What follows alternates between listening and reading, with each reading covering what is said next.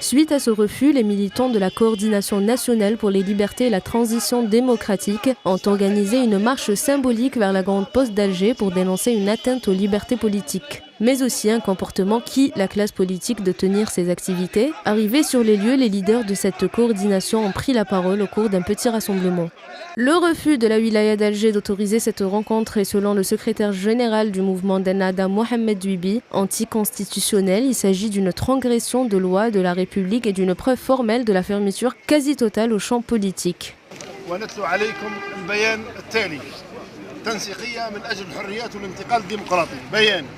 On vous cite le décret suivant. Dans le cadre du programme commun aux partis politiques de la Coordination nationale pour les libertés et la transition démocratique, une conférence a été programmée pour un but idéologique et politique pour parler de l'avenir de l'Algérie, et cela à partir d'aujourd'hui, samedi 14 février 2015, à l'hôtel Saphir d'Alger Centre. Une permission légale a été demandée par la CNLTD, sauf que les autorités l'ont déclinée sans justification.